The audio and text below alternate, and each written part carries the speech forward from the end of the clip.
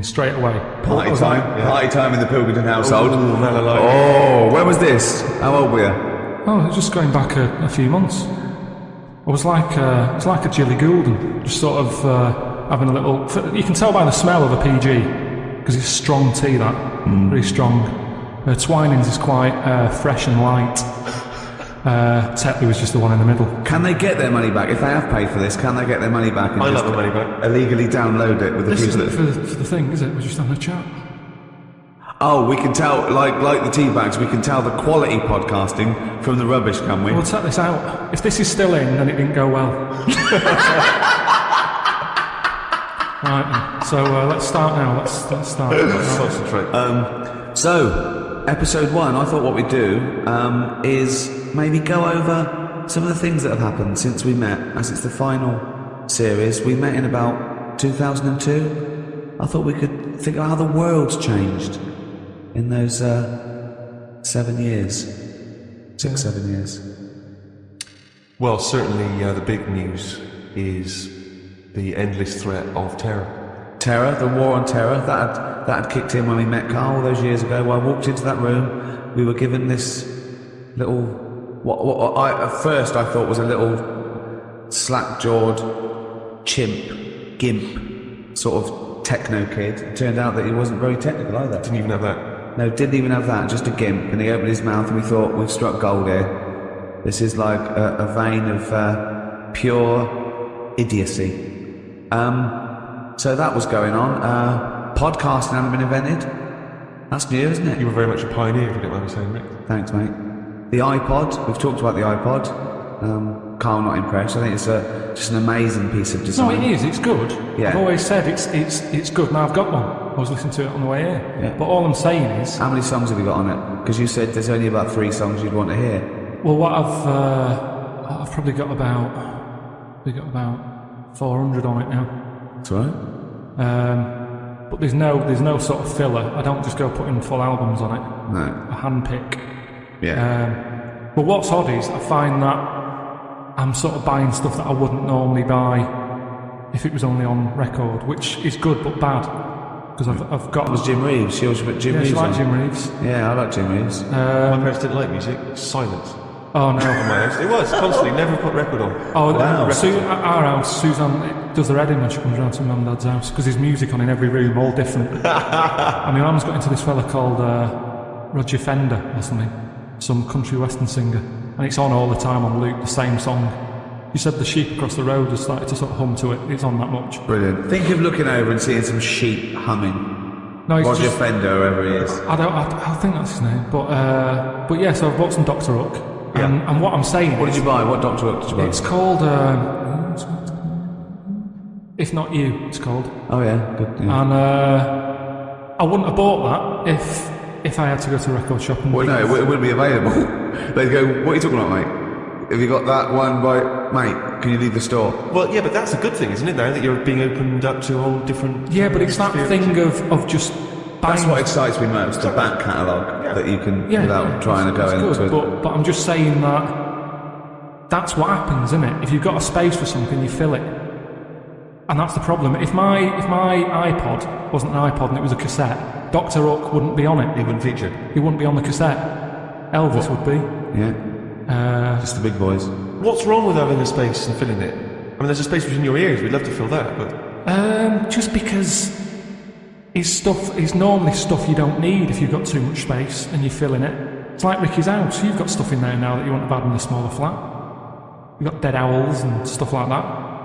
Right. Dead owls? Why are you buying dead owls? No, it's an antique thing. It's an antique stuffed owl, and I was assured it died of natural causes of old age. And then It looked in good nick. It didn't look upset. But dead owls suggest that they just fly into the room and I just leave them there. No. That they crack their head. But what- You're just sat in your dressing gown constantly drinking gin. Jade, another dead owl.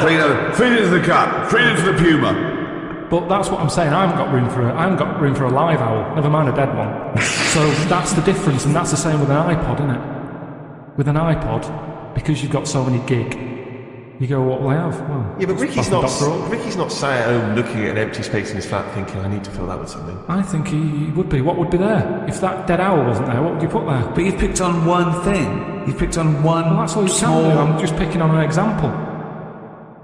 What else do you want me to pick? I'm just saying I have not got room for a dead owl. So I'd never look at one in the shop. I'd go, I'm not going to buy that because I haven't got the space for it. But why are you obsessed with, like, someone trying to pressure you into getting this dead owl? Or what do you, I mean, it seems a weird thing to shout. I have not got space for a dead owl. No, but if I had an urge to see a dead owl, Right. Natural History Museum, loads of them.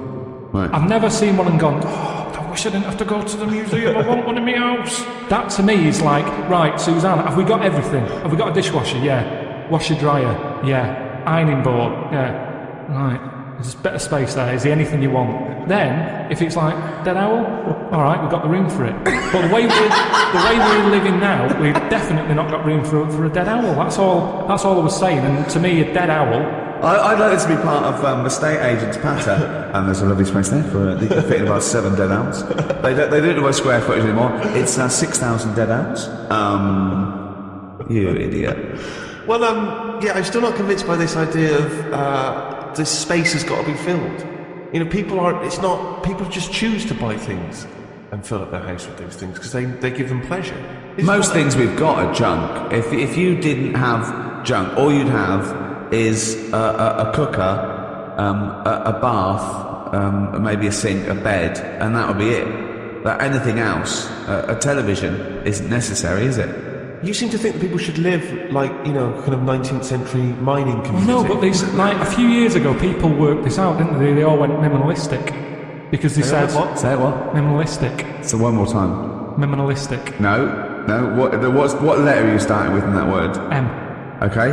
Where are you going on from there? Minimum. Well, it must be minimum. Yeah. So it's what that. Minimalistic. Minimalistic. Minimalistic. No. You're Well, you know what I mean. No, wait. You're popping in an M where there should be an N. Minimalistic. You put in 2 M's when there should be one M, right? Minimalistic. Minimalistic. Yeah. Wow! Woo! Right. Well, thanks for listening, everyone. That's the end of the first episode. It's gone well. So anyway, a couple of years back, everyone went. Yeah, that was the trend, wasn't it? But we've gone back to being Clutteristic. The way I live, like I've said to you before, it's the old 3-month rule. If something's not used over 3 months, chuck it out 'cause it's not needed. So suitcases. What's the that? Yeah. Suitcase. No, he uses a suitcase every 2 weeks. He's off all the time. Most stuff like clothes. What if you don't wear a piece of clothing within 3 months? It's gone. Well, why haven't I wore it in 3 months? Well, because maybe it's a suit or a tuxedo, and you've not been to any fancy balls. I don't have any clothes like that. I wear the same things anyway. I throw clothes away every 3 months because I get too fat for them. So, you know. But it does seem to me the way you talk, it's like you want to live, as I say, like some kind of 19th century pauper with a big tin bath in the lounge and the one room in your house and all the family bathe in it. And yet you wouldn't be happy with that, would you? Well, I've told you before about that's something I said when I was younger. What did you say? When I was younger, I think I was having a bath or something, and I said to my mum, "Oh, remember when I was in like that tin bath in front of the fire?" She went, "What?" And now that's strange, isn't it, that you're saying I'd be happier with that back then? So it's like that was my past life. Well, hang on. Whoa, we haven't finished yet. Whoa. What do you mean? Your mum said what you're talking about. You said. How old were you? I must have been a kid if I'm having a bath and my mum sat there. Well, yeah. Well, I don't know how you operate. I assume you were, but how old? Must have had time to have a bath. As you get older, you don't have as much time, do you? So I'd say 5. I love the fact that after 5 you didn't have time for a bath. No, it's He's just so busy. Carl, we've read your diary. One day it was simply went to the cobblers and back. No, but so you had time to have about 19 baths. No, but as you get older, you sort of go, I haven't got time to sit in a bath. Whereas a kid, it's something to do. You're staring at ants. When have you ever been too busy to have a bath? 1, you're never busy. 2, how can you be too busy to wash? It's like saying too busy to eat. Breathe. Got to breathe last night. Why? I had a bit of work to do. What point are you making? So I'm just saying. This is not an anecdote. You said that I'd be happier back in 1800s or whatever. But what are you saying that you didn't really have a bath in front of the fire? You mean this was a glimpse of a past life? Yes. Yes. This is just such a non-point.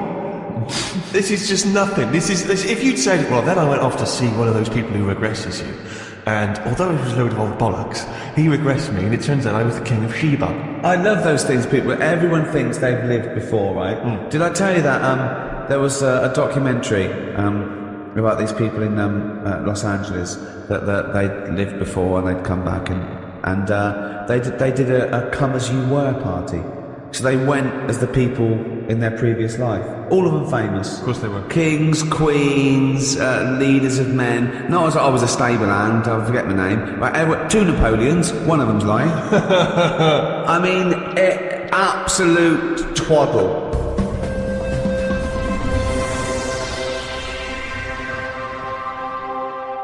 We're talking about things that have happened since we met. We've done podcasting, we've done the iPod, we've dismissed that.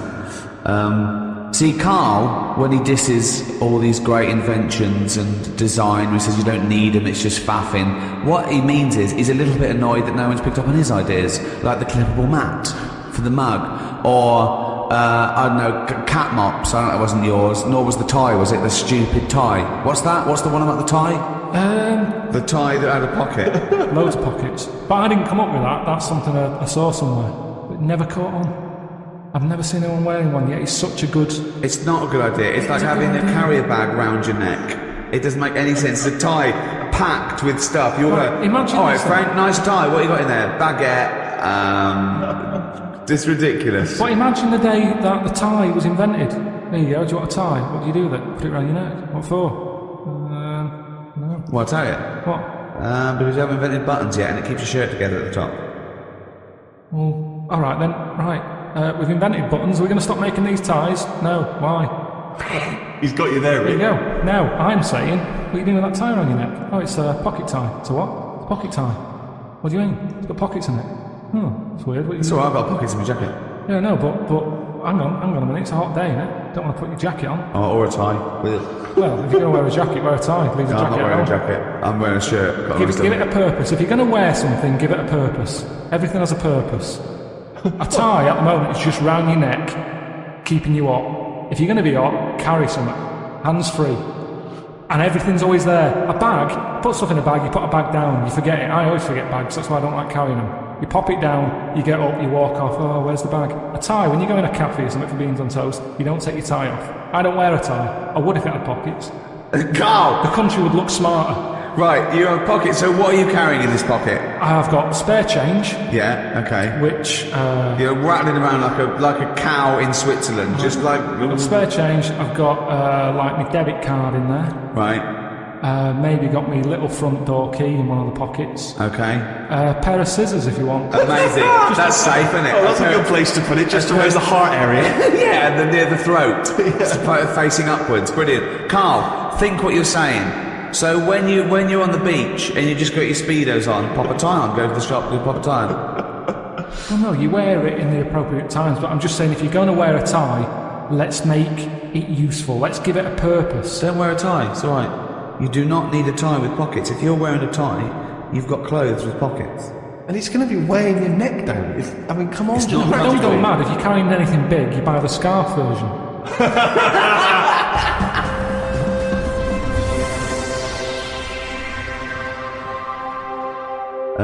What else has happened since we met? 2002. Gay marriages. That's kicked in. Thoughts? It happened. Are they popular though? I mean, Well, amongst gay people who want to get married, they're very popular, I imagine. what's the point of it? You know, I suppose they want to feel that there's an equality. Well, is it just one of them things where they wanted it because they can't have it? Do you know what I mean? I think any excuse for a fancy dress. They like to dress up. They love a press tent. See, I just don't understand. Whose name do they use? Whose surname do they go with? I don't know. There's a problem. Just creating problems. I always say that. Any problem solved is a new problem made. Gobbledygook. Any problem solved is a new problem made. Yeah. Like I said that time when I was in hospital, and I remember in the 80s everyone was going, oh, there's not enough hospital beds and all that. When I was in hospital with, kidney stones. Yeah. Loads of beds, not enough pillars. So that's the way it works. It's sorted out the bed problem.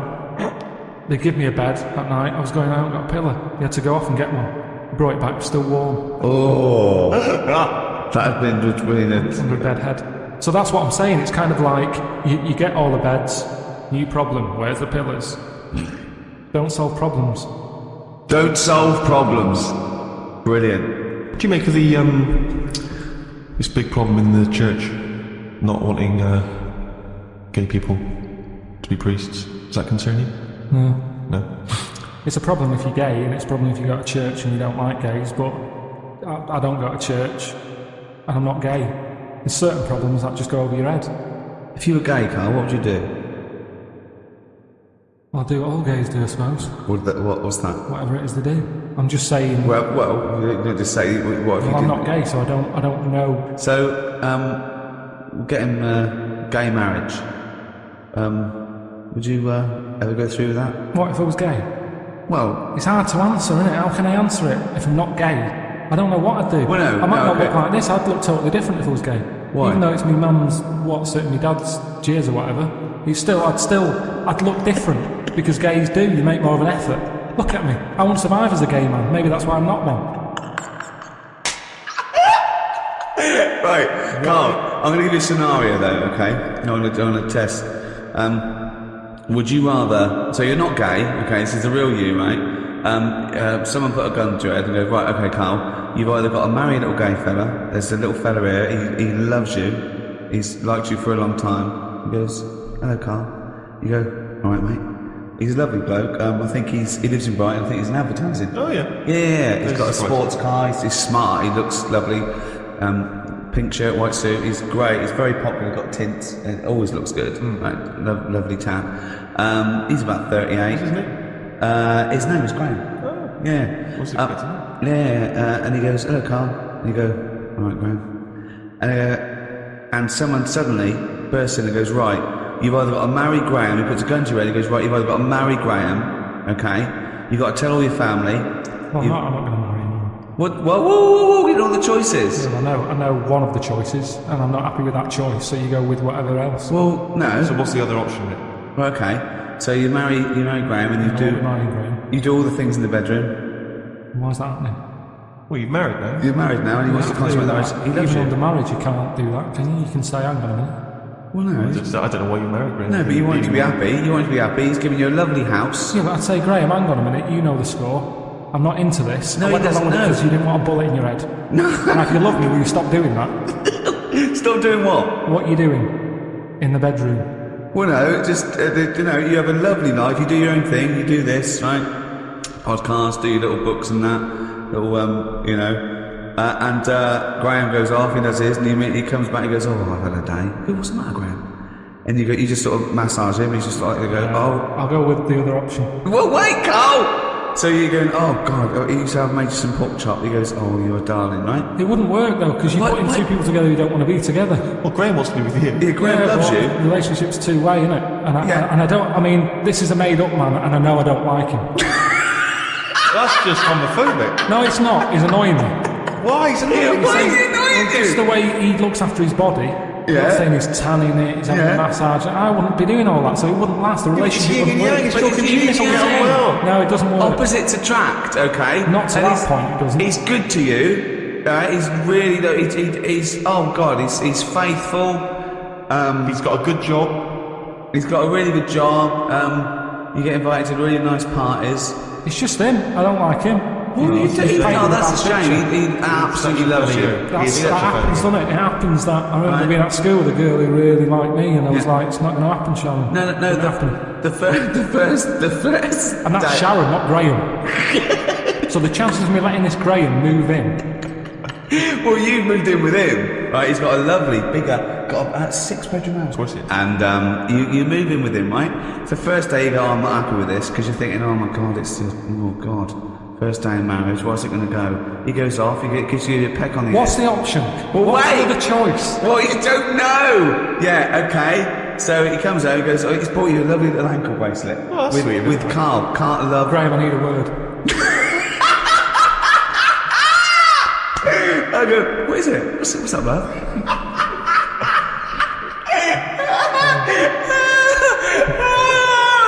What's the matter? I'll be Graham. Right, okay. I'll be Graham. What's the matter? You look tense. This is all, we live in a lie here. Well, yeah, but it's just the alternative is so much worse. What's the alternative? What is the alternative, Rick? I think we're all waiting for that. Well, marry a chimp. Marry a chimp? Yeah. Unless you either live with a chimp in a tree or marry Graham, your family are going to get killed. Someone's going to shoot them, right? So you have to decide what you want to do. Do you want to go and live in a tree with a chimp and eat nothing but bananas and just live the chimp world? Okay. Yeah. Or woo Graham. You go down there, you're chatting to him, you're just in a club, right? You're there. But who's watching that I'm staying with? Whoever this evil person The person is right, yes, yeah. Well, where's he watching from? The evil person's going, right, he goes to that club Saturday nights. Don't bother going before midnight. You won't be there. Right? So you get there, you walk in there, it's 1 a.m. and he goes, that's him over there in the pink shirt dancing. Okay? He wouldn't like me. He would. You go, no, you go. This is it, you've got to win him over. Look at you. Look at your lovely shaved head, hairy arms. Oh my God. I mean, you are more suited to the chimp, but there you go down the storm, right? You go down there, you've got a little vest on, leather trousers. What would you say to Graham? You've got to go over. You've bought another pair of trousers and you've cut out the back. Okay? There you go in. Your arse is showing. You've got a freshly shaved head. You've got a little white vest. Okay? Has he got all this on? No, he's got like a little pink Ben Sherman, white trousers and espadrilles. Right, I'd dance over. Yeah? I'd say, you Graham, and go, yeah. Oh, hello. Who are you? So never mind, you haven't seen a chimp about, have you?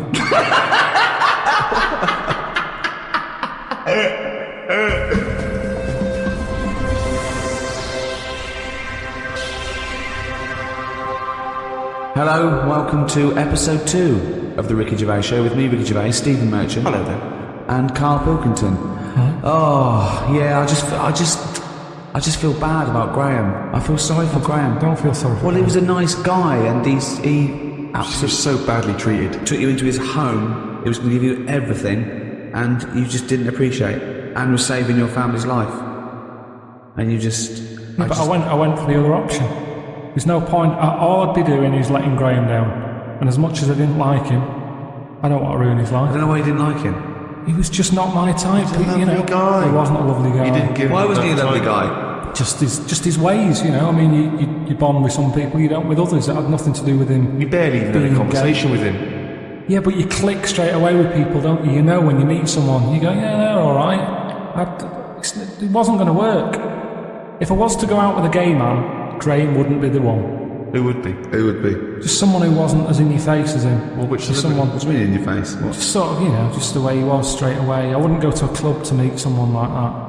I wouldn't. Because I don't like doing that as a straight man. So just because I'm gay, I don't suddenly get into house. Well, if you were going to be gay, what gay man would you want to marry? Probably someone who you don't know is gay. You know what that means? Someone who's just quiet about it, just get on with it. So if you were gay, you'd like a sort of straight man. No, because that's not going to work either, is it? That was my situation with Graham. But how do you know? How would you, if you were gay, why would you approach someone you didn't know was gay? What, so if you're gay, the only gay life you can do is by going to a club where it's a racket at 4 in the morning and meeting someone? No. Right then, so that's what I'm saying. Who would be your ideal partner if you were gay? Who would you like? There'll be someone who I don't know who's gay, innit? I don't know what that means. What do you mean it was someone who you don't know? Because gay? I wouldn't go out with someone who's really like, oh, hello, and all that, with the shirt open. The Why tie. not?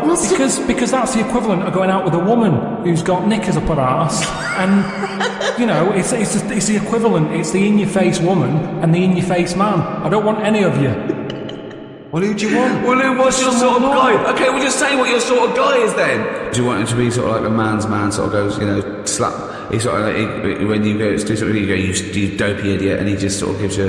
No, I don't want that. No, you want someone to go, oh, what's the matter with you? Do you want yourself better? it's that. Well, what do you want? What do you mean? I'm asking you what you want. Yeah, what do you want in a man? I'm asking you what The you want. ones who are just normal, who just could talk, they'll go, all right, Carl, how's it going? Yeah, I'm all right, mate. Yeah, I'm good. Right. What are we doing tonight? Watching Die Hard, if you want. Go straight to bed after that? Yeah. Oh no, it's straight in bed. I love the fact he went from like not being sure to just like getting a man. But not great. It wouldn't be 4 a.m. I'd be living my life as I am now. Right. But I'd be a gay man. Yeah, okay. So Because I'm me, aren't I? So that's not going to change. No. Why would it? No, so I'm just trying to... Carl, always trying to establish what sort of guy you go for. Okay, we've settled that. If, sorry about, if any, people feel sorry for Graham, I'm sorry about that, but, that's settled.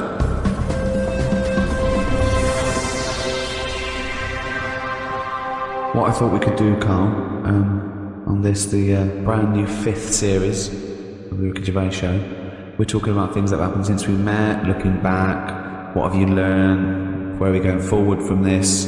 I thought we could play Room 101, the popular TV show where people cast the things they hate into Room 101 forever. Room 101, of course, is taken from George Orwell's 1984. Room of all your fears and terrors. And so, is there a copyright issue here? Can we just steal this idea? Well, yeah, well, let's play Room 102. Clever. This is the room next door to Room 101, which is worse in my opinion. Is it? Oh, Winston Smith. He'd love to be in Room 101 if he went to Room 101. He'd go, oh, get me back to Room. I didn't know where, I didn't know I was born. This is much worse. So, Carl, these are things that really annoy you. Don't put in things like, you know, cancer and racism.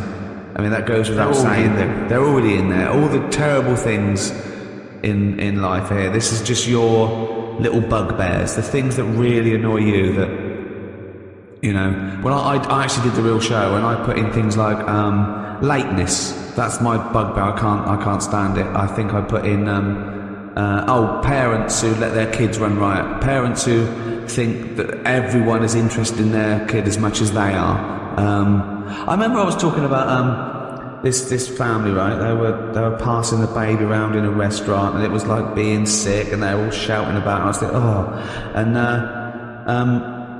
and I got onto they were breastfeeding it, and at one point I went on a this sort of like digression about a friend of mine who moved to the country, and the woman next door, sort of this hippie woman next door, about 40, you know, one of those sort of like long grey hair, you know what I mean? Shave your legs and stop wearing flip-flops.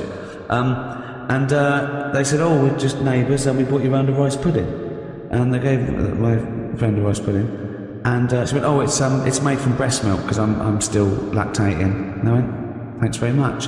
And of course she went and they threw it away and washed the dish and gave it back to her. And it annoyed me. The arrogance of coming round and saying, it's rice pudding made by breast milk. Get out of here, you dirty hippie. Is that what you'd have said though if she'd arrived? No, I'd have said, oh, do you know what? I'm breast milk intolerant. No. Well, I remember the next day I went out on television. A journalist said, "Oh, Ricky Gervais showed his misogynist side."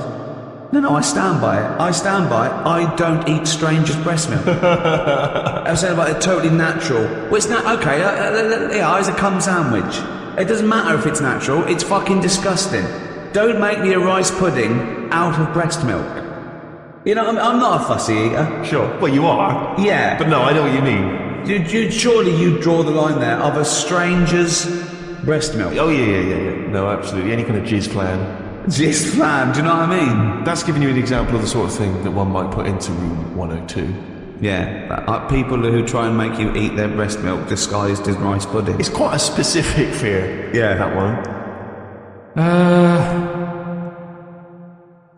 Graham. Oh, come on. He doesn't deserve that. Slugs was in there. Slugs. So, then there's you have to put a case forward, and me and Steve decide whether slugs go in or whether they stay out, whether they've got a purpose. It's just because I'm having a problem with slugs at the moment. There's a lot of slugs coming in the house. Why? Don't know. I just think they can get where like water can't. You know what I mean? Because they're boneless, aren't they? So I need a little gap. So it's water boneless. There's not many bones in water. No, that's what I said. Yeah, but you're saying they can get somewhere that water can't. Yeah, no, they're even more likely to because they sort of move about and that, and they're looking for light. Water's just happy where it is.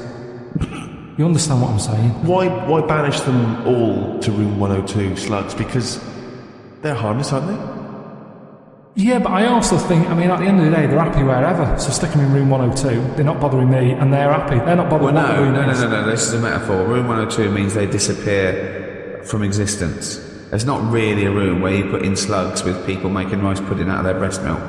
There's not really.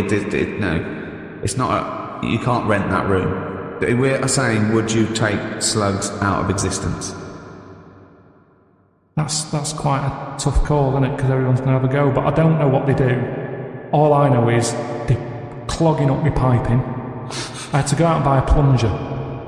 I hadn't seen them since like comics when I was a kid. And I suddenly thought, I need one of them things that I always saw in comics. I never thought I'd need one of them in my life. It's 2008. I've got slugs in my pipes. So I went out, £3 it was. I had no idea what the going rate is for a plunger. Where did you go and get one? It's a hardware shop around the corner. So I went round there, I said, you got a plunger? He said, what size do you want? I said, what size have you got? He said, oh, we've got 3 different sizes. I said, oh, I'll have the middle one. So that was £3. And took it back, gave it a bit of a plunge. And I think it was slugs, like, all like bits of black stuff came up. I think it was slugs in there, like broken up slugs. Well, hang on. It could just be black gunk, couldn't it? No, it looked very sluggish. Because remember, I've had a problem with them anyway. I'll go to the toilet or whatever, look round, there's a slug climbing up the wall out of the shower basin thing. Are you sure it's a slug?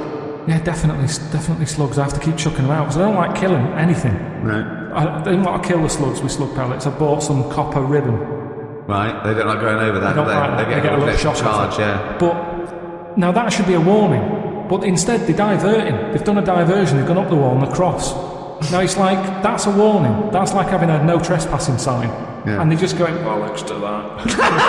And they're getting in. And it's annoying me. And now you get to a point when you do say, well, if they carry on like this, I'll have to kill them because they're not... They're not playing by the rules. I don't know what they're doing. I don't know what the purpose is. You just sit there still. I don't see him doing anything. I was looking at one close up. But what do you want to do? Be reading Rousseau. What do you want a slug to do? In the same way you see a bee collecting pollen, good, it's doing its little work. But ants carrying big leaves or whatever. But slug's just sat in. They're all doing the same thing. They're all doing the same thing. That slug is out. It's eating. It's finding food. There's no food in our kitchen for a slug. Believe me. There's not enough there for me sometimes. But never mind a slug. There's nothing for it. Definitely not in the shower. What's it doing? So I told you ages ago about how they cause more problems than good. They eat cabbage, right? When they shouldn't be. They get in letterboxes and nick stamps. They don't nick stamps. They eat the stamps. They like the glue on it. Right. Is this a big problem though? Is there an epidemic of slugs eating stamps? But I think it is, and that's why they're so slow. I think they're sweating glue. And right? They're eating all them, and that's why they're sticking to stuff. Have you ever picked up a slug? Well sticky, they give off this glue.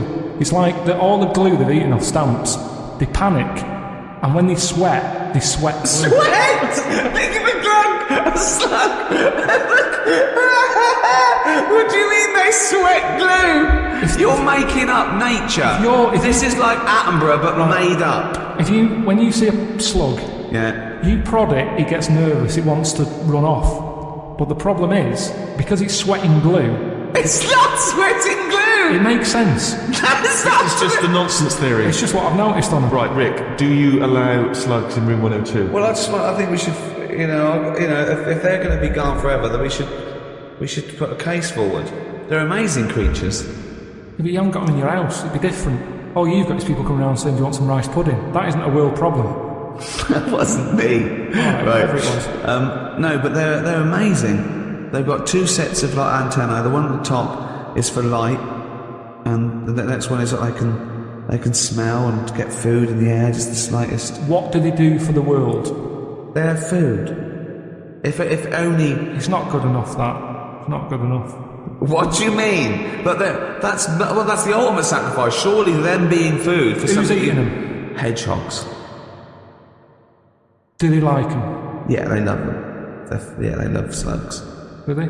Yeah. The thing is, though, if you're always going to upset someone, aren't you? With anything I put in room one. No, you just got to make a reasoned case, and I'm not sure that you've argued well enough. I'm just having problems with them at the moment. I spent £3 on a plunger, and I don't like the idea that every time I get up in the night to go to the toilet or whatever, I've got to put the light on because I might have a bit of sluggage between my toes. Sluggage? A little bit of sluggage between the toes. But I mean, if you're going to put everything in your house that causes problems, what else are we going to have here? No, boilers? I'm not. It's just, I mean, at the end of the day, you only moan about what's fresh on your mind at the moment. And I have, I've got to go to that house, and I dread to think how many slugs are going to be stuck to the ceiling and everything. Right, okay, so we need to move on. So you are not putting them in? I'm not putting slugs in. Alright, slugs have not gone in, Carl, I'm afraid. What's your next one?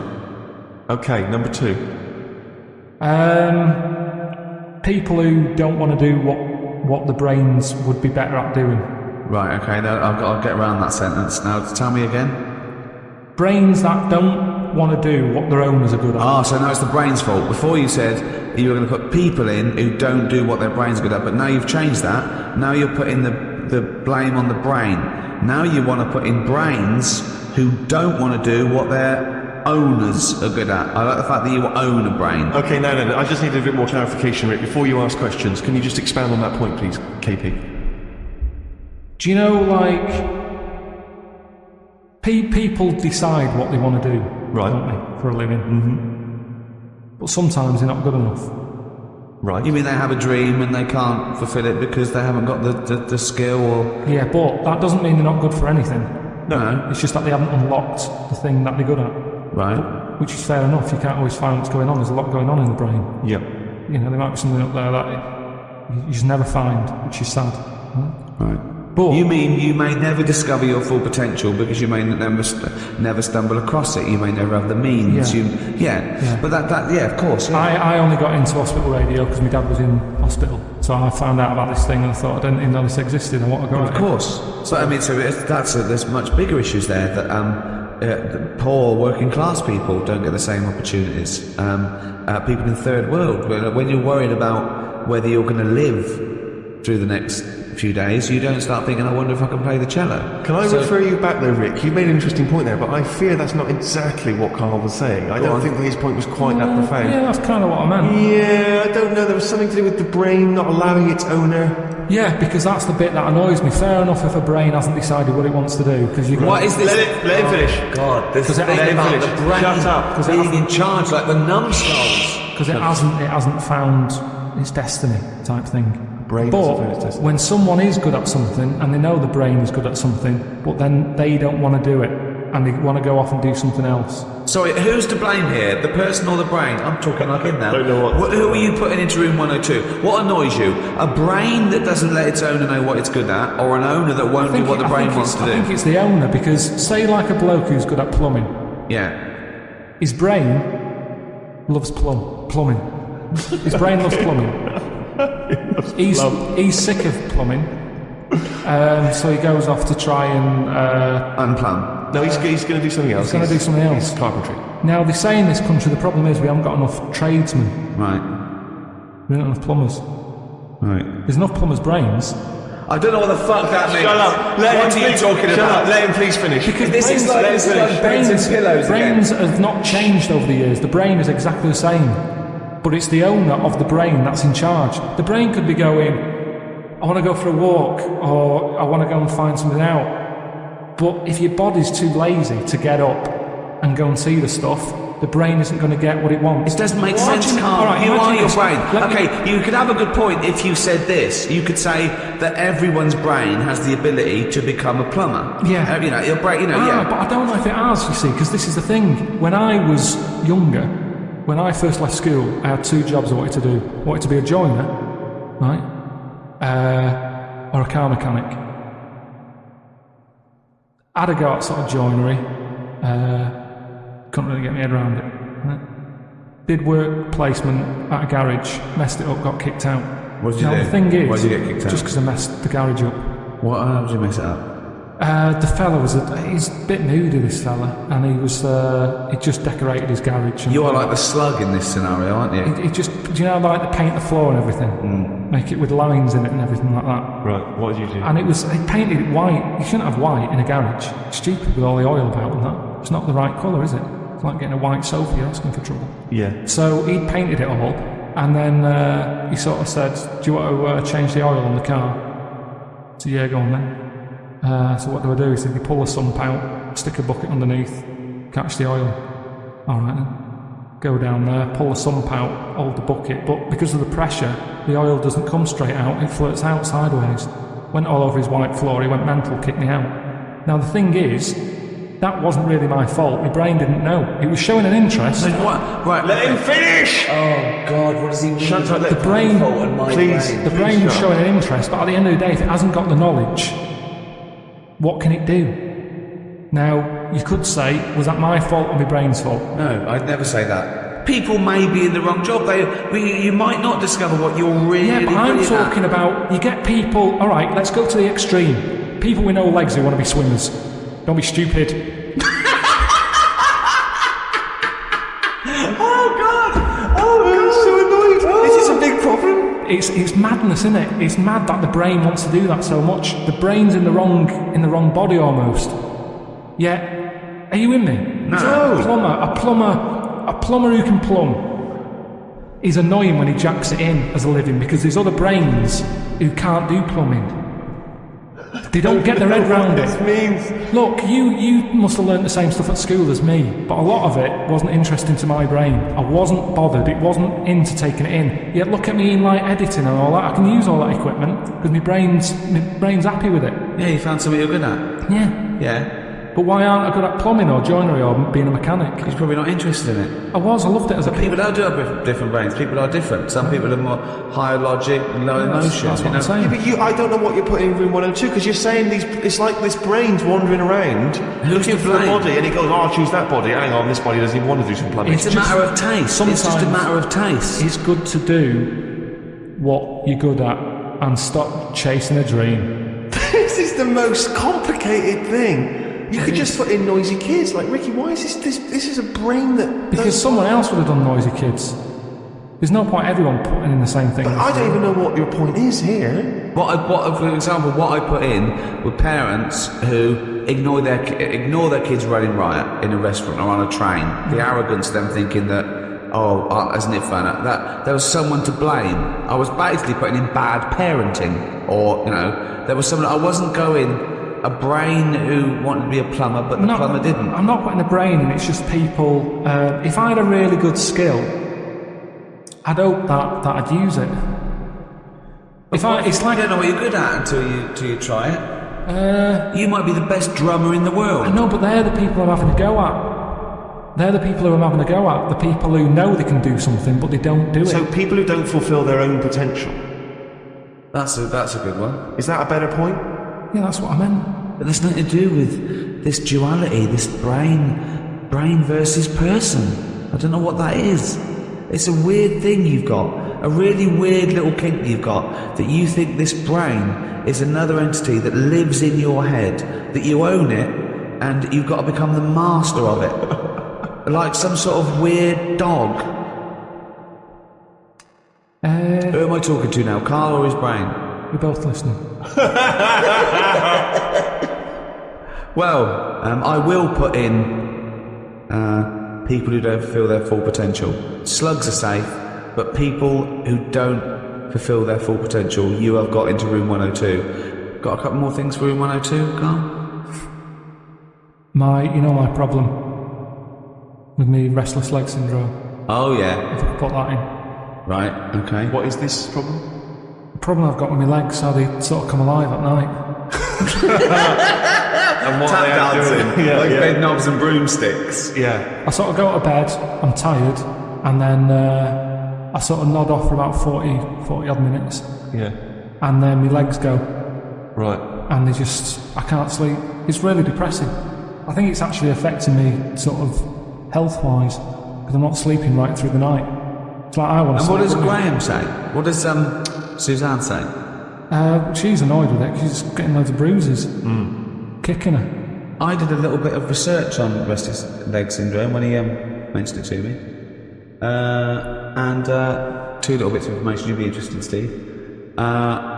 It is exacerbated and made worse by a sedentary lifestyle, lack of activity, lack of exercise, and it can be alleviated with the opposite of that. Exercise, leading a more active lifestyle. Which proves my point. You're like a slug. I do loads of walking. I make sure I do a good walk. If anything, it's because I walk too fast, because I tense my legs up when I walk. The doctor didn't say anything to do with that when I told him that ages ago. He said it was because I was eating ice cream. I don't know what that means. There's something that's in ice cream. Is this the same doctor that said your nerves are too long? Yeah. No, it's a different fella. This is the proper doctor. But but yes, I've cut that out, and it works for a bit. But now it's got to a point where I have to go to bed, and I have my legs outside of the bed. I have to put my feet on the floor. What do you mean? What? I have to lie in the bed, like with your feet on the floor. But I have to stick my legs out and feet on the floor. That's insane. You can't sleep like that. Well, I do. I nod off, and then maybe in the night, when I wake up, my legs are back in the bed. So either they get bored, or they uncomfy, or whatever. Yeah. Or they eventually get tired. But it's kind of like, if I have them there, it's like they think they're awake and they're being used. The only other thing I can do is if I lie on my front and then have my legs in the air. Well done. Whoa! You lie in the front and have your legs in the air. Like that. Say if that's my head. Oh, like that. Like a scorpion. Like the front cover of Pulp Fiction. Yeah, like that. If I do that, I think if I can get the blood out of my legs, they don't work the same. Is this advice from the doctor or? No, Is it this doctor? Was he from the 12th century? No, that doctor didn't tell me to do that. I sort of did it. You just want that works, and nodded off. piece of information. Well, have you put this into the Royal Society of Surgeons? What? Well, this discovery that if you lay... No, it's my cure. I'll use it. It might not work for everyone. And so crazy leg syndrome is destroying your... Sleep. Right. And it's important to get sleep in it. If you can't sleep, it drags you down. And my legs, they just come alive at night. It's like they belong to a runner or something. And they want to run. And I'm going, I just want to sleep. But why don't you run? Why don't you go for a run? Because it's late at night. Yeah, but go for a run in the day, tire them It's out. fine in the day. Tire them out in the day. Tire them out in the day. No, you don't. Go for loads of walks in the day, loads of walks. So if you were to go, you go to bed, you got restless leg syndrome. If you were to go for a run, that would cure it. I've looked it up. No, it does. I do have long, proper walks. No, but if you immediately. If anything, it's like the legs like it, and they want more of it. It's like a puppy. You take it for a walk and it's jumping up and down. I want more walks. Well, you can't have a walk. We had a walk earlier. Go to sleep. They're fine in the day. Whilst I'm sat here, they're not probabling me. They're not what? They're not probabling me. Okay. It makes up words. They're not giving me any grief whilst I'm They're sat not here. probabling me. But when night falls, it's all going to be different. It's like they go, I don't want to go to sleep yet. It's like a Like little kid. It's the kid who wants to stay up in case it misses something. Yeah. And that's why I just have to let them stay up. Stick them out the bed. I love the fact that you go to bed before your legs. Yeah. Oh, God. It's annoying. I mean, it's really... well, I don't know if I can put in Your restless leg syndrome because, as I say, it can be easily cured. You could get up, you could do a bit of exercise, you could walk around. But I've tried all that, doctor, and it doesn't work. Do you suggest anything else? Right, there's your problem. He's not a doctor. No, exactly. That's what I mean. No, well, I'll put it in. I will put it in if you try that. Next time your legs are outside the bed, say, okay, listen, I'm going to go for a run. Put on a sweatshirt. No, because Put on some shorts. it's always late at night. I'm not going out. It's dangerous. So you go to bed at 11:30. Yeah?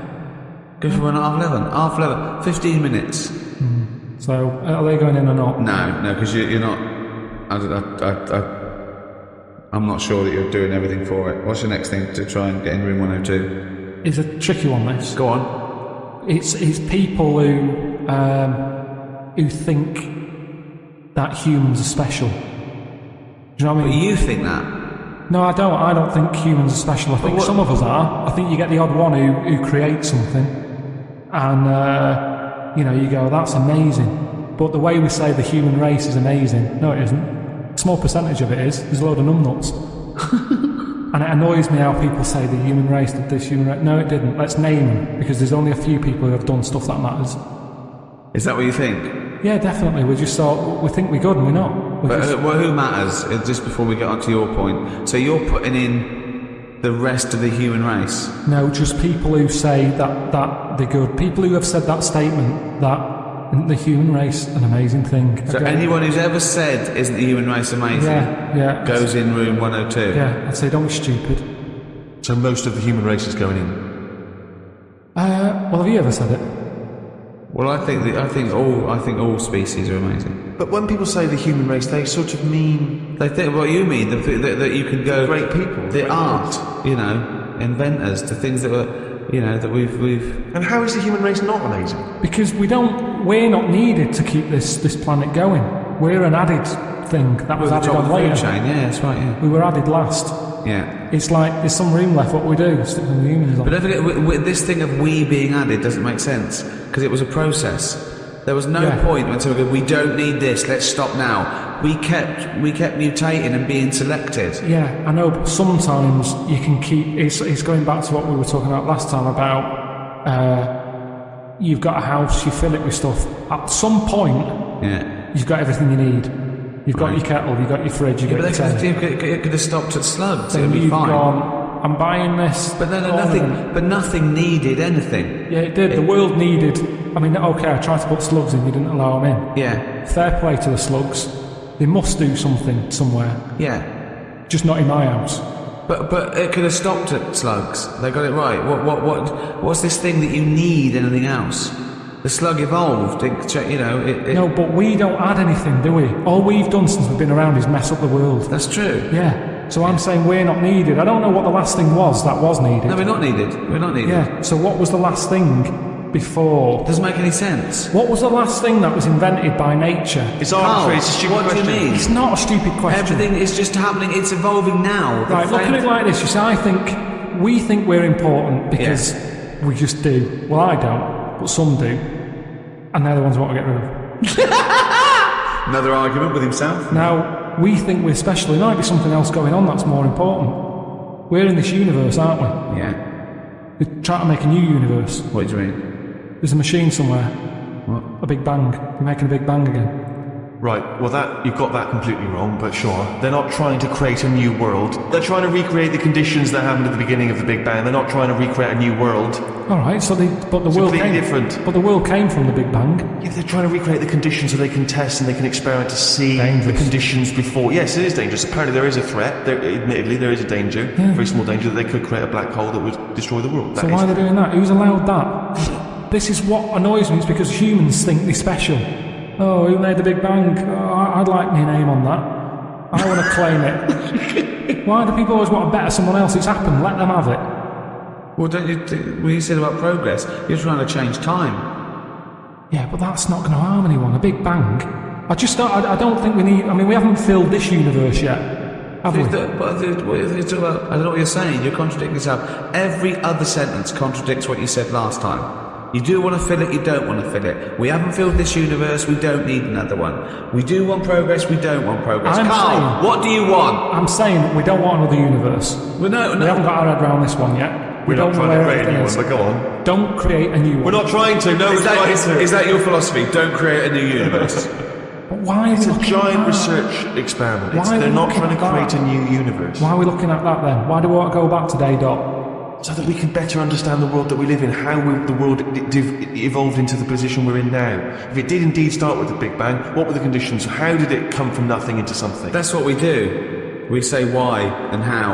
I know, but when, sometimes... And what next? And is it good? You know, I don't mind asking questions. I like asking questions. Ask yours are, where are slugs going? It's just this thing of faffing about with things that they don't know what they're doing. Okay, Carl, you're in charge of the world now. You are you're all-powerful. You're like a god, okay? You can do anything. You call all the scientists, and they go, what do you want of us? Oh, orange-headed one. What the fuck do you want of us? Right. Stop the Big Bang research. Stop it now. Okay, drop your talk. Okay, good. Throw that away. What do you want them to do? The might of every intellect in the world standing before you, as far as you can see. Hello? Listen, everybody. This is what I want you to work on. Go. What do you say?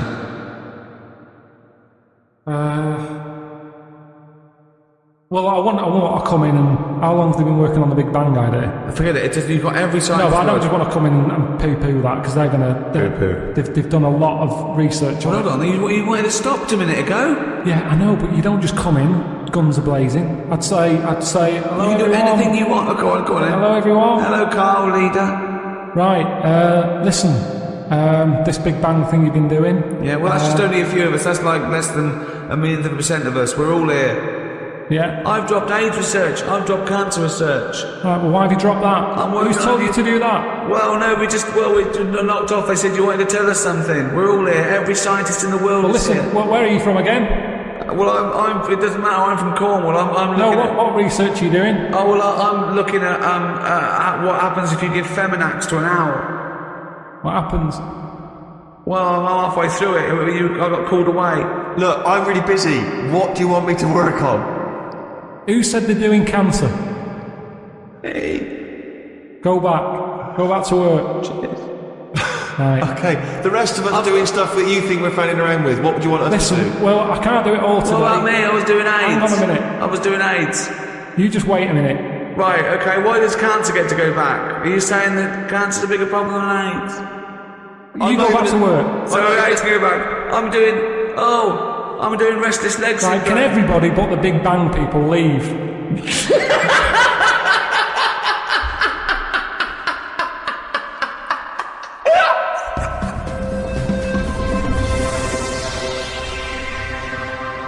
Well, we've come to an end of episode 2 of series 5 of the Ricky Gervais Show. With me, Ricky Gervais, Stephen Merchant. Thank you. And Karl Pilkington. Alright. I was working on cold sores. Fuck off. I'm doing bunions.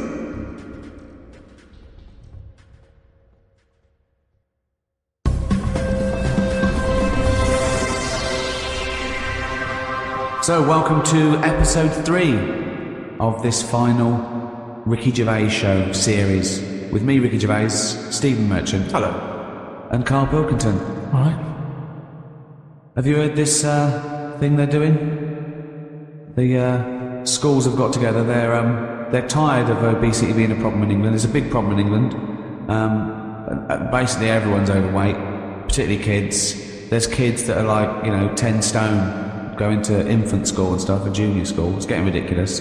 And so now the teachers are allowed to weigh the kids. They're going to weigh the kids. Okay, yeah, get them in there and go, right, get on the scale. And then they're going to send a letter to the parents saying, please be aware, your child is obese. Now, I don't know what good that's going to do, because a teacher will send a letter to a parent, go, dear Mr. and Mrs. Barnes, we weighed little Johnny today at school, and he's overweight, he's a big fat pig. And they're going to go, yeah, we know, we have to push him out the door to get him to school, he makes a popping sound. We know he's fat, he eats too much. We know he's fat because we have to buy him pairs of trousers every 2 weeks. Yeah, well, we know he's fat because we're a couple of fat bastards. Always. ourselves. I love that when they say about a child obese, they show you a picture of a kid and his face is nearly closed up. Yeah. It's just closed, right? There's no eyes anymore. He's just got little slits for eyes where his cheeks and his forehead are meeting. Yeah. Right? And you just, do you know what I mean? Yeah. And then you see the parents, they go, well, yeah, we can't do anything. And you go, no, look at you. Yeah. No, I saw a couple the other day. I saw a dad, giant arse. Yeah. And then I was walking behind them, and 2 kids, exactly the same giant arses. Yeah. Now that I can't believe that that's. Well, they eat the same things. You can't. Like a couple of bison. Yeah. If the parents are just eating, they can't say to the kids, you've had enough. They go, what fuck? Look at you. I saw them in Tesco supermarket. You know, they've got like cafes in there now. Have they? Big fat family in there. The fact that they're buying food and they're having a break from buying food to eat food. To eat food. Yeah. Just sums it up. It made Loads them a of bit donuts. peckish, didn't it? I mean, don't forget, that is the only exercise they get, pushing a trolley round. They get home and then they wedge themselves in that 3-piece suite and they're watching ITV1 for the rest of the night. Yeah.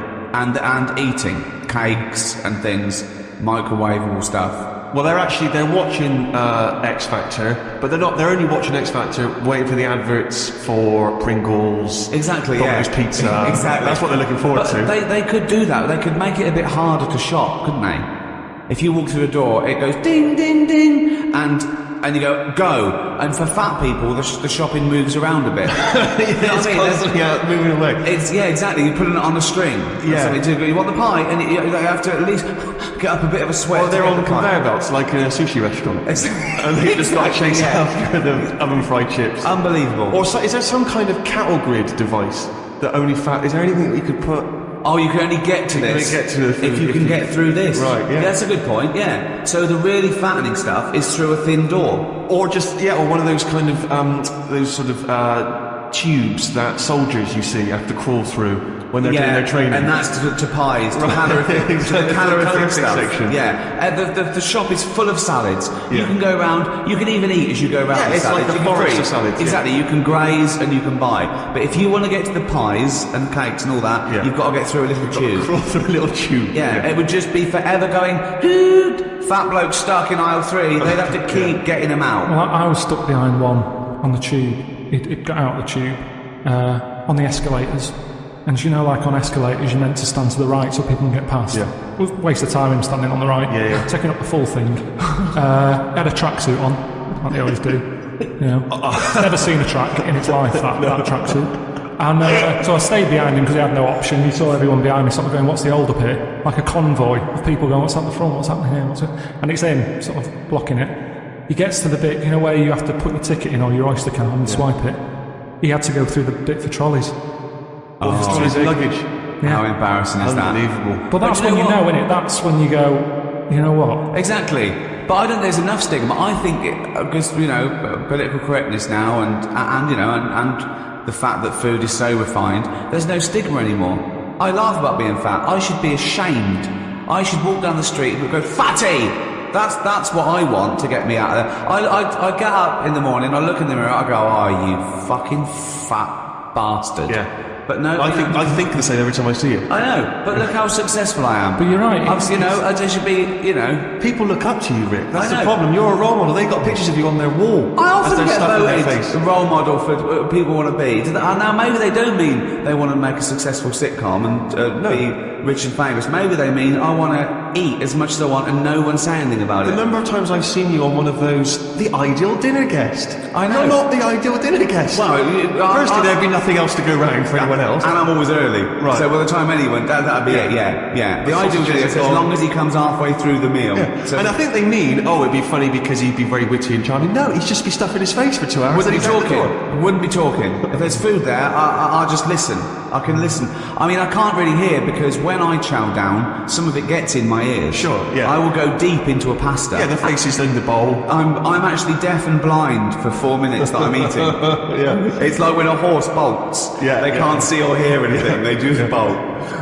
But you know, I don't know what we could do really. I mean, I think we should be clear here. We're not saying, you know, we don't want to encourage. We're not saying fat people are all right. We're saying they're wrong. Well, yeah, but I want to make. I want to make an important point here. Okay, which is that we're not talking about how. Listen, what? Fat this is important. This is an important point. Okay. There's a lot of young people, you know, and they don't eat and stuff because they want to try and look like Victoria Beckham, all that stuff. We're not talking about that. We're not talking about just being, you know, a respectable size, you know, a little bit curvy, whatever. You don't got to be like a size 0. We're not talking about that debate. Definitely not. We're talking about the crazy obesity that's going on. 5'2", you're weighing 14 stone. Absolutely. It's a time to probably stop going to the all-you-can-eat buffet. Yeah. Which is not a competition, incidentally. But you know, it's because, like you said, though, you're not allowed to call them fatty anymore. Yeah. Like when I was at school, if there was a fat kid. Yeah. He did get, you know, but sort of being picked on that isn't good. His nickname was pork pie or fatty but he'd sort of be chased and be beaten up, so at least he got a run. Whereas now, kids aren't allowed to pick on little fat kids. No, I know. So he's not running anywhere, and it gets worse. See, that maybe is that a good thing? If you pick on a fat kid and steal his lunch money, is that cruel to be kind?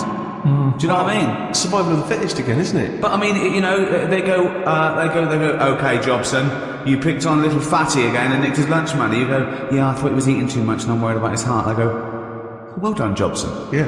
Go pick on some more fat people, nick all their lunch money. I don't know what the rules are. I mean, I don't know. It's all gone crazy. I mean, I think I'm allowed to call people fat because I'm a bit fat. You're reclaiming the word. It's like black people can say the N-word. I can say the F-word. I can say fatty because I am fat, you know. It is remarkable. I mean, you've seen pictures of Ricky, surely, Carl, in his youth. I mean, you know, kind of David Bowie-like face. You know, very it's a sort of different person. strong. Well, anyone who's ever seen that to me has said, I don't understand. They're just genuinely baffled. I mean, it is weird. It's really, I don't understand, Rick, how you've gone from that. People should look you up on the web, and it doesn't make any sense. Doesn't Jane get annoyed? Doesn't she feel like she's been ripped off? No, when I was 20. How did you not notice? I was 20, and I stayed like that till I was about 29. And then I thought, then I started filling out. Then I was sort of like, Yeah, but I knew you when you were about 36 and you were... Yeah, I was already there. No, I'd done the eating years then, boy. No, I went from about... I mean, in those pictures, I was probably like 8.5 stone, too thin. Yeah. And then I was like 9. And then 30, 31, went to 10 stone. And then about a stone a year. I think I was my fattest when... just after. Yeah. I'm like 14 stone now. But it's like if you look at it on the web or something, compare the two, it's like one of those Weight Watchers before and after, but the wrong way around. Yeah. It's really strange. Yeah, so I feel that I can have a go at fat people. I think I can claim the word I can call fatty. Like Steve can have a go at you can have a go at bald people, Carl. You can go, look at that round-headed bald twat. You would never see someone as round-headed and bald as you, and Steve can go, oh, look, Rick, look at that fucking twattish, goggle-eyed freak over there. No. How often would that happen? Hang on. Let's slag Ricky off a bit more, can we? And Fatos. Also, I've got. This is how much I've let myself go. Steve, it's finally happened. I want you to test my trousers there. Feel them. Oh, what is that? That is some pajamas. Are you actually wearing pajamas? I'm actually wearing. It happened come out today. of the house? That's the first time. Now, was it because of speed you had to get out of the house because you were No, late? I'll tell you why, right? Okay, the last couple of years, I mean, for the last, I'd say 10 years, I've been wearing comfortable clothes. I never wear a pair of jeans that are too tight. I don't wear shoes it's just comfort for me. Yeah. I mean, you see me fidget when I put a suit on for an award ceremony. Yeah. I don't like it, okay? I never look good in stuff. You see it on the model in the shop window, Yeah. puts it on you, oh, well, okay. So, that's great. They look like David Beckham. I put it on, I look like a wallet or something. Do you know what I mean? Just, it doesn't look good. I've been wearing, as you know, sweatpants, right? A drawstring. Yeah. Okay. I got a pair of sweatpants recently that are nearly pajamas. They're so. I mean, what is the distinction at this point? I don't know. It's quite a thin line. So they're nearly pajamas. Today they were in the wash. So I thought, hold on though, I might as well just wear my pajamas. I should point out that it's not a 1950s pair of pajamas that looks a bit like a suit with a little breast pocket. No. And it's you wouldn't necessarily notice. No, you wouldn't. Until you touch them, you realise it's a kind of lycra. Yeah, they're very sort of nice and thin. They look like a tracksuit bottom, but here's the difference. I've even done away with the drawstring. Look, these are just elasticated. This is the day I really gave up. I used to worry about what I looked like, obviously, when there was when there was a nice sort of clothes horse to hang nice clothes on, i.e. my body. You know, I did squeeze into jeans. I did, I wear. I was fashionable, but Did you? I can't imagine you going in shops though and looking through racks of clothes. And did you do all that stuff? Steve, I look good in anything, mate. That's the difference. Right. Now doesn't matter. Armani could dress me. Doesn't matter. Yeah. He's not. I mean, not that he'd want to. I can't believe I keep getting offered from people like him and designers to call my agent saying, does he want us to dress him for the Emmys? Do they do pyjamas? Well, exactly. One, I think, why do they want to... what is that going to put sales up? Is someone going to be watching that and go, hey, that bloke looks short and fat and sweaty. Get me Armani on the phone. But maybe that's someone from the Emmy committee going, can you phone up Ricky Gervais and just check that when they say, can we dress him from the Emmys, we mean, can we make sure he's dressed? Yeah.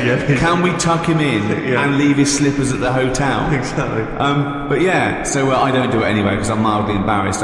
We went around those sort of luxury lounges where they give you things. They give you these like suits, like Armani, Hugo Boss. They're just giving you suits. I worried about this. Oh yeah. When's this going on? Yeah, before like the Emmys, every.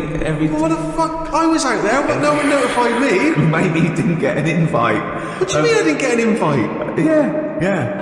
The first one I went to, I was mildly embarrassed around. Then I saw like Helen Mirren, The Sopranos. Bloody Helen Mirren's going round there, and I'm not. Yeah. Yeah. But she's got more money than me. She don't need to go and get free stuff. She's the queen. She's the richest woman in the world. Fucking hell. Yeah, you've missed out, Steve. And they measure you and everything. I've taken piss off. This is insane. I've taken one suit. And I think a jacket. But usually what I do is I say I have a pair of sunglasses. I'm like Elton John at home. I've got a drawer full of the best sunglasses in the world, one-off editions of these beautiful sunglasses, where I'm embarrassed not to take something. They're incredible. They just give you all these things, you know. I feel like the kid in the Pied Piper. Remember when the Pied Piper, as revenge, he takes all the kids to a sort of magical land inside a rock where there's just sweets and fun, but the little lame boy, he can't get in there. He's left behind in the formerly rat-infested town. But he had the last laugh, didn't he? Because he couldn't go and get locked in the cave. Yeah, but he didn't. They weren't locked. It was a magical land inside the cave. He wanted to be in there. Was it? Yes, famously. Or was he a paedophile? Yeah, but that's got to be. It's got to be better than being stuck in a town with rats and old people. At least you get sweets. And a puppy. I worried then for a minute. I thought, oh, that's libelous.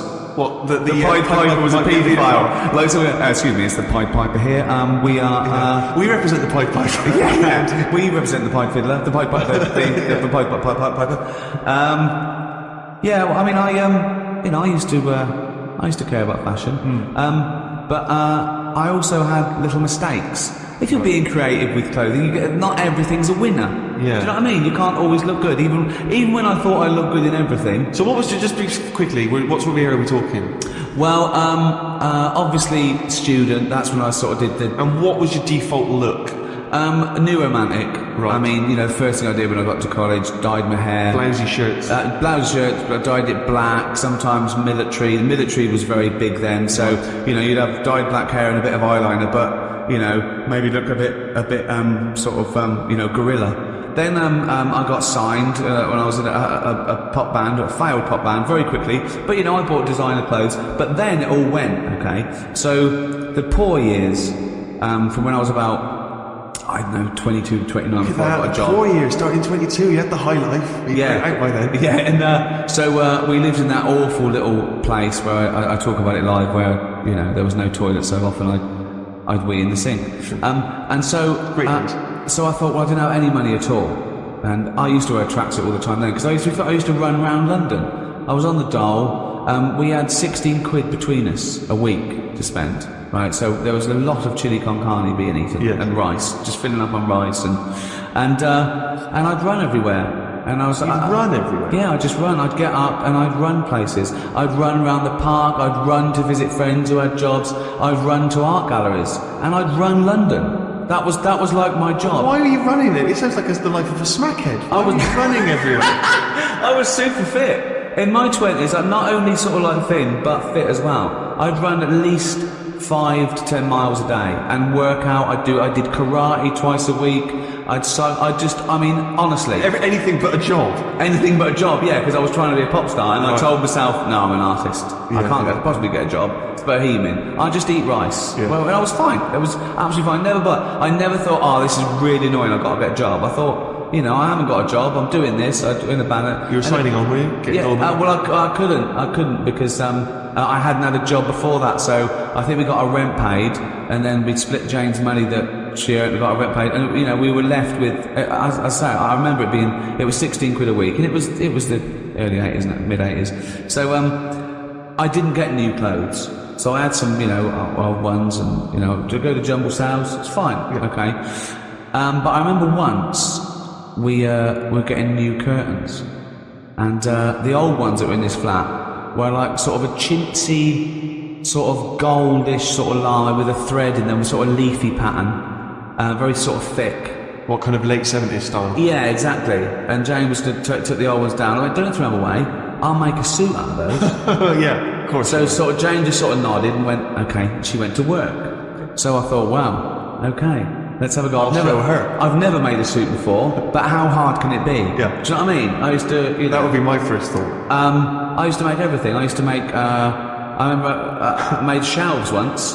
I found 3 bits of wood in a skip, okay, and I sort of put 2 vertically and put 1 across the top, right, so it was like, you know, a goal post, right, I thought a shelf. I put a nail in each side. It sort of wobbled. I put it against the wall and it wouldn't stand up. It sort of like leaned, like I made a parallelogram. So what I did, I put another nail in it and I tied a bit of string to it and pulled the string tight. I pulled it across the room and put another nail in the windowsill. And so now there's this shelf that wants to fall over but can't because it's tied to another wall. So that was... So you spent most of the 80s running around London and collecting debris and making your home out of it. You sound like a womble. Yeah, but I wasn't shaped like one until I was 32. And this is kind of, you were making everything except a living. Yeah, exactly, right.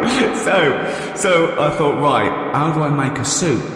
I thought, well, I used to go to the library and I don't know, I can make a suit. You know, I don't want to do it like other people. I do it differently. So my method for making this made-to-measure suit was I got one of the sets of curtains and laid them on the floor. Right.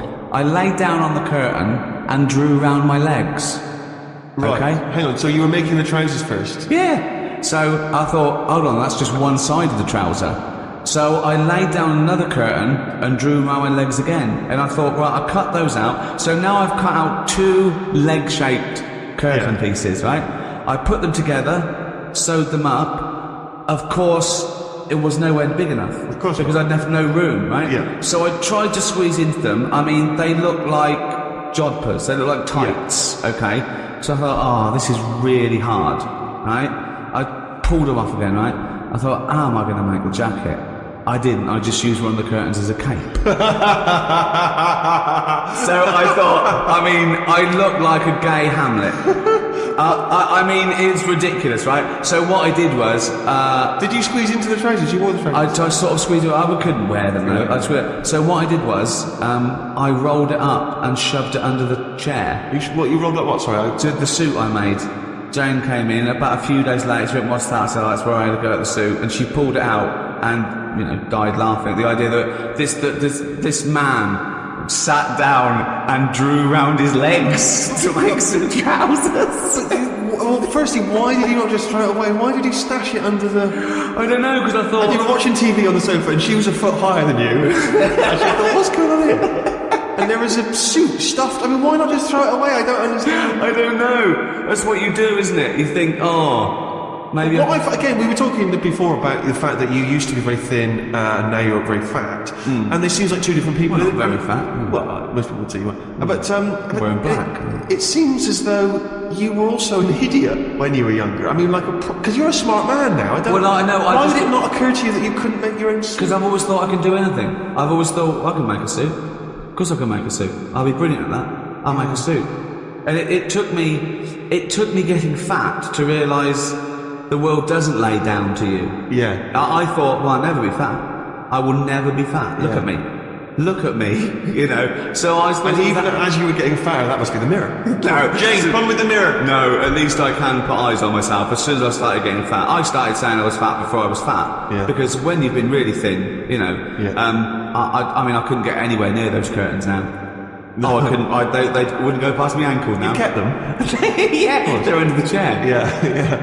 You still, of course, if someone comes to the door and you can't be bothered to reach for your pyjamas, maybe just wrap the curtain around you. I'd just pop the curtain around me, yeah. I could probably make a pair of pants out of them. I mean, soon I will be in nappies, which will be easy to make. Yeah. So, when I'm older, and Jane goes, just off to work... Where are those pillowcases? Doesn't matter. Doesn't matter. I need changing.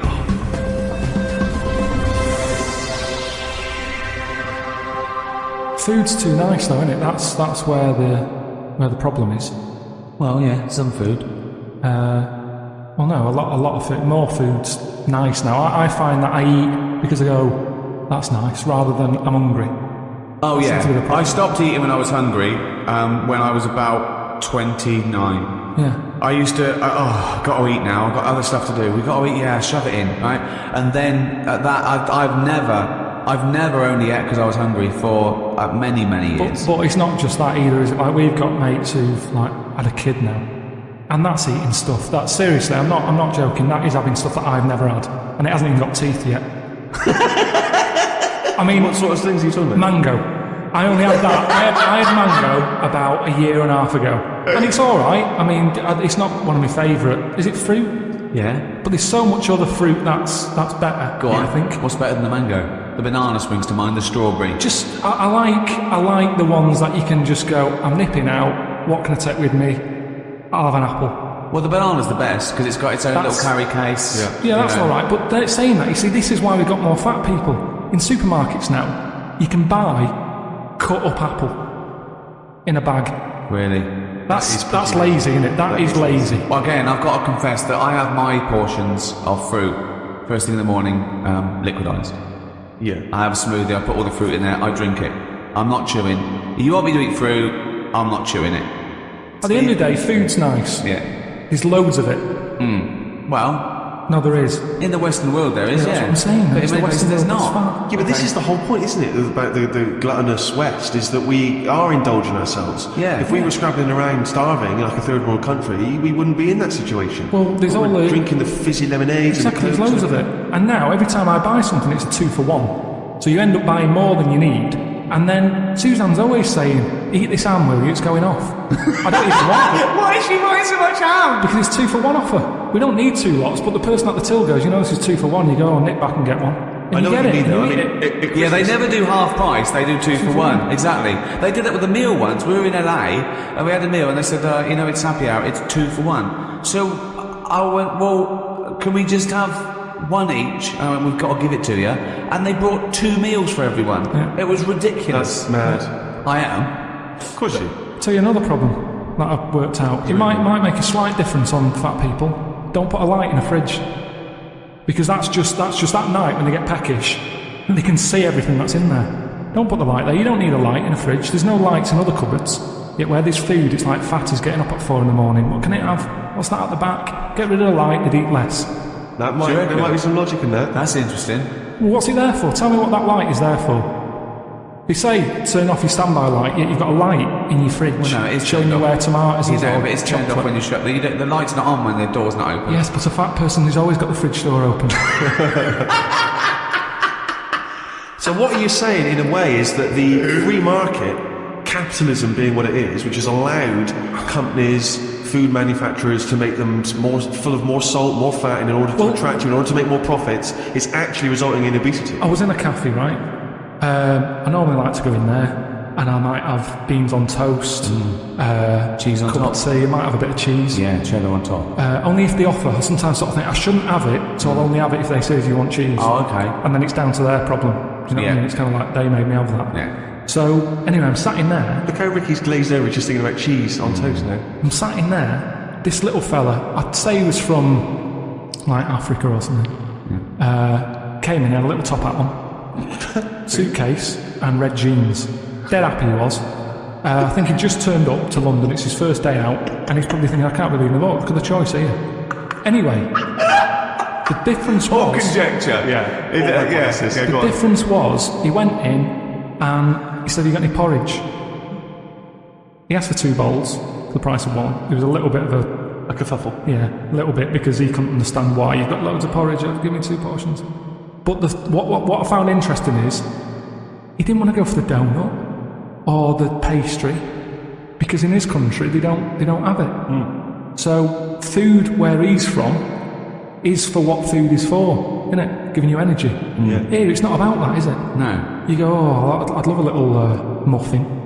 So I just found it interesting. That's all my point, is that he could have anything. He's come over here, he's in London, he's got loads of stuff on offer. He still wanted his porridge. Do you think well, firstly, do you think perhaps he had travelled from the past in some kind of time machine? But secondly, do you think that now that he'll have his first taste of a donut, won't he, or a pain au chocolat? Do you think he'll get the taste of it next time you see him? Well, maybe that's how it works, isn't it? I mean, why do I like Yeah, well, next time when they go, hello, usual. No, chef the porridge. I want a donut. That's what happens, isn't it? You try one. It's like that the people I'm talking about who's had a kid and always giving it mango. They haven't let it had a burger yet. It hasn't got any teeth. Burgers aren't. I don't mean like a proper beef one. I mean like a takeaway one that's pretty soft. It's all about a mixture. You need a mixture in your body. You need to have, like I've said to you before, I get an urge for things that I don't even know about. Do you know what I mean? What? Anything. The one that always surprises me are plums. because I shouldn't get an urge for plums. I don't like them enough, but if I pass them in a supermarket, I go, I want them for a bit. Yeah, I think you need that. And I go mad. I'll eat a full packet in a day. I'll eat like 6 and get bellyache and that. And I know I shouldn't overdo it with them, but it's just like your body. He's like a creature, isn't he? Your body just calls out for stuff. It doesn't, Carl. No, it feels that way because I wouldn't normally buy them. My favourite fruit, I like an apple, love a banana. I've got into blackberries. Yeah. Quite expensive, but a bit of a treat. People paid money for this podcast. A man just listing his favourite fruits. Yeah, Graham not included. But Are you a fan of the gooseberry? don't know if I've had them. You never had a gooseberry? They're very, very tart. They are very bizarre. They're What do they look like a green testicle. They've even got the little hair on it. A gooseberry is like a really crispy, plump little berry, but it's very, very it's sour. I mean, you've got to have it in pies with sugar and stuff. I bet my godson's had one. He's only 1.5. I bet he's already had a gooseberry, and I've never had one in my life. Right, he'd never said it before, and he said gooseberry. He decided that's the way to pronounce it. Gooseberry. What's that? What's a gooseberry? A gooseberry. Well, okay, I'd never heard it before, but I'm going to say it now, but I'm going to say it my way. Gooseberry. I've never had one. I don't feel like I need another fruit, that's the thing. I think there's plenty of fruit out there. Bananas, apples, oranges. If you get a little bit sick of oranges... I'm a big fan of the Satsuma. Easy to peel. What I don't like is the big oranges you have to peel them, you get it on your... You know. They're the ones I eat when I'm in the bath. So you just dunk under the water afterwards and you're clean again. If I'm going to have a bath, then that's what you do. So it's 2 treats, it's an orange and a bath. I mean, that's amazing. That's an amazing thing to look forward to. Don't you think you've blown that for when you're old, when you're 74, and I go, I tell you what, Carl, lovely treats, a bath and an orange. Done it! I did it when I was 36. We've got plenty of fruit. They can't get rid of fruit quick enough. There's loads of stuff with fruit in now. Shower gel with kiwi in it. Telling you, they can't get rid of it because it's too much. So they just go, what can we do with all this stuff? We'll stick it in there. Orange juice. I had orange juice sort of cordial. Yeah. Tastes a bit weird, isn't it? Sneaked a bit of pineapple in. Orange and pineapple. You can't get rid of the stuff. What's up with that?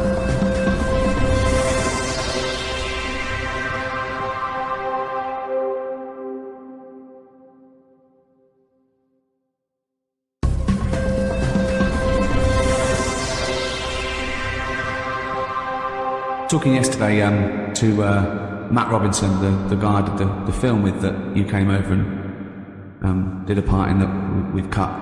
And his dad is a doctor and used to go around the world and stuff. And when he was about 10, he went on holiday, and they were driving through Indonesia to get to somewhere else. I forget where, but they came across this village where he said the spiders have won. Okay, they drive in. As you're driving in, he could see these things sort of hanging from the trees and the sort of telegraph poles. And as they got closer, he realised they were just big spiders. They just made webs everywhere, and he could see them on the street. Okay, he said it freaked him out. They parked up in this sort of like the high street, and he said he got out, and they were running on the pavements like pigeons and that's just running everywhere. He said the kids were playing with them. The kids were playing with them. There was no one else freaked out. He said he ran to the restaurant. They had to stop. He ran into the restaurant, freaked out. He got into the restaurant and there was a tarantula on the floor. And he ran back in the car. And he said later to his dad, was that a dream? His dad went, no, it's true. You know, it's a real place, right? He was telling us that's the worst place in the world. He was looking it up, he was trying to Google it, and he can remember the name of this place, Indonesia, and he put in Spider Village, Indonesia, right? And he couldn't find it, but another one came up in Cambodia, and it was there, and he said it was exactly the same, just as bad, a place where just spiders have won, okay? But in this place, they eat them. They eat the spiders, the local inhabitants eat the spiders? Yeah. Wow. So this town is just dense with spiders. It's just dense, right? They're just happy there. No one's killing them. No one's doing anything. Are you just treading on them as you walk down the street? Yeah, he said it's just they've just taken over. There's a place off Madeira they called Spider Island where no one lives there, but with absolutely no predators. There's just millions of spiders, but no one lives there. How do you prevent the spiders? You know, when you're sleeping, crawling in, getting in. You don't. They just put up with them. I suppose it's that they're no weirder than any other insect or pest or whatever you call them. It's just, I suppose, because you think of spiders as loners. Yes. And they're the top sort of phobia, and it seems weird that they're almost treated like pets. But isn't that a weird place though, that you drive in and it's just, oh hello, welcome to Spider Town? I couldn't be dealing with it. I mean, my mum wouldn't be that bothered. She's still got that one that's under the telly. She's had that for ages. And my dad threatened that he was going to kill it because he's sick of it. She's put a bit of Tipex on its back. So she knows. What? So she knows. Well, how many spiders are there? What, you think you'd kill it and then replace it out of guilt? It's not like a budgie. No, but you can sort of say, oh, I don't know, it's gone. And then if one turns up again, he'll go, your spider's back. Yeah. But now she's marked it. What? So hang on. It Well, has that's weird. It has a web underneath the telly. It's always under the telly. I don't think it bothers with a web. But what do you mean she keeps a spider under the telly? It's just there, and she's sort of like, it's not a problem. They get rid of flies. They're not dirty. It doesn't get rid of flies if it sits there watching Coronation It doesn't Street. do much. Honestly, it can be there in a corner. I don't know what it does. I don't know. It just sits there. But she likes the fact that it's there. It's that thing, innit, of older people like that, don't they? They don't like change. It's like part of the family, you know. All the kids are left home now. She's got this little spider with Tipex on its head. I like the way that she went into a drawer. She had an idea. She was worried about it. She was worried about her husband killing it. I know. This is for your own good.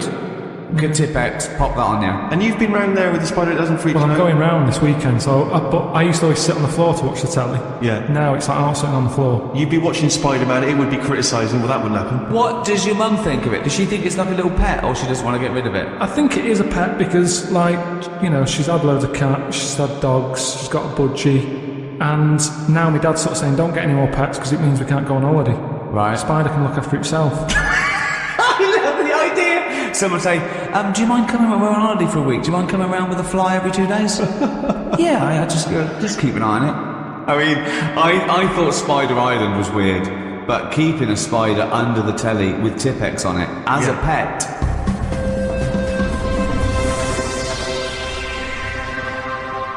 I was watching a documentary about Nazi Germany, and I just realised that I've felt guilty for quite a while because whenever I see a programme about the Nazi plan, I always take a certain solace. Like I'm slightly smug that I know I'd have been okay because I'm tall and blonde, almost blue-eyed. Yeah. Pretty much fully functioning except the eyes are a bit poor. The Aryan race. And that's what they were after, wasn't it? The sort of Superman, the Aryan. What do you mean? Well, Steve would have been the Aryan pin-up. Yeah, I'm like a kind of poster boy for Nazi Aryan. You wouldn't have been a pin-up. No, but they'd have I'd have been maybe not on the posters, but I'd certainly have been down the recruitment office, Really? signing people out there. So we want you to look like this. So what do you think? So Steve goes. They go. Okay, we want someone tall, blonde hair, blue eyes. Someone goes. I know the person. He's not only. He's really tall. He's got really sort of striking eyes and is quite blonde. And they go, get him here. What do you think? He walks in, Hitler sees him, all the generals go, Hitler would love me. do you want everyone to look like this? Thoughts, Carl? If you turned up, they'd go, hang on a minute, this doesn't match. What are you talking about? What are you talking about? No way. I am an ideal Nazi. I think someone would sort of go, hang on, I think there's been a mistake here. No, that's bollocks. That is absolute nonsense. I guarantee that I would have been one of the most popular Nazis. Did they stick with that? Did they sort of, was that the rule? Or did they see someone like you and go, hang on, we need a lot more on this list because I've just seen something out there that ticks all the boxes. It's a little bit off. No, well, do you know what? You can laugh, but what would they have made of you? You'd have been straight against the wall, mate. No, but I'd been alright, because but Hitler was a bit like me, wasn't he? Yeah, you He was look like about a slightly 5'8", dark hair. I mean, he made me laugh, Hitler. Doesn't make many people laugh, but... No, I know, but you know what I mean? He's going, oh, we've got to have a blonde. I go, hold on, whoa, Adolf, take a look at yourself, son. Do you know what I mean? Yeah, but he was aspiring to something more like me. Well, at least dye your hair. Why didn't he just at least peroxide it? If I